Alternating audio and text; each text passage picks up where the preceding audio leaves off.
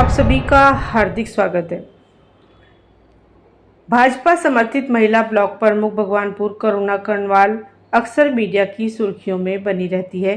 पहली बार जब वो मीडिया के सामने आई तो उन्होंने एक प्रेस वार्ता करके अपने ताऊ पूर्व विधायक देशराज कर्णवाल के खिलाफ कई गंभीर आरोप लगाए थे, जिसके कुछ दिन बाद ब्लॉक प्रमुख के अधिकार सीज कर दिए थे और खूब हो हल्ला भी हुआ था। इसके बाद कोर्ट के आदेश पर अधिकार बहाल हुए थे।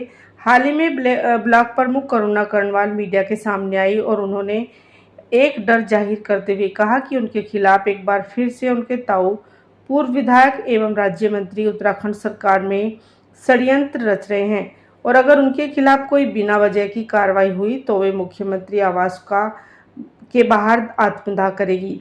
उन्होंने एक बार फिर से अपने ताऊ पूर्व विधायक एवं राज्य मंत्री उत्तराखंड सरकार देशराज कर्णवाल पर उनके खिलाफ षड्यंत्र रचने का आरोप लगाया है।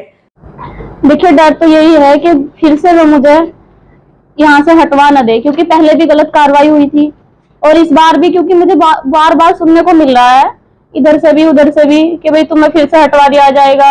और कुछ तो बल्कि ब्लॉक में भी बातें चल रही थी कि कितने दिन रह गए, इसके 3-4 दिन रह गए हैं और फिर से इसको हटवा दिया जाएगा। तो वो मुझे काम भी नहीं करने दे रहे, क्योंकि अच्छे से अधिकारियों को उन्होंने इतना गुमराह कर दिया कि वो गलत कार्रवाई करने पर उतर गए।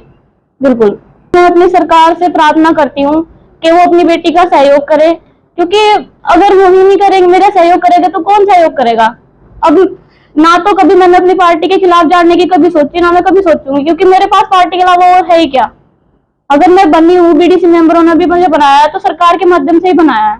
तो मैं अपनी सरकार से यही उम्मीद करती हूँ कि वो मुझे अच्छे से काम करने दिए। नहीं तो मैं, अगर मुझे काम नहीं करने दिया जाएगा ना अच्छे से और मुझे फिर से गलत कार्रवाइयों के चलते हुए हटाया गया तो मैं आत्महत्या करूंगी। मैं किसी की नहीं सुनने की, मैं मुख्यमंत्री जी के आवास पर जाऊंगी, अपनी मम्मी को लेकर जाऊंगी और वहीं पे मैं सुसाइड कर लूंगी। होगी कि मेरे पास और कोई चारा ही नहीं बचा, मेरे पास कोई चारा ही नहीं बचा इस सब के अलावा। आप थोड़ा जी, अब क्या करूं बताओ, मैं एक अकेली लड़की हूँ, मेरा भाई इतना बड़ा भी नहीं है, मेरा भाई भी छोटा है, मेरी मम्मी मजदूरी करती है। अब बताओ मैं इतना सब कहां से झेल लूं।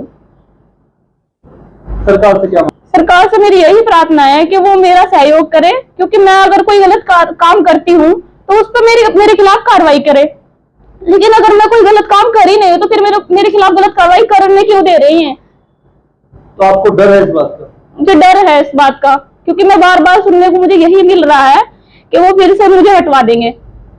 उम्मीदों पे कैसे खरी उतरूंगी फिर मैं।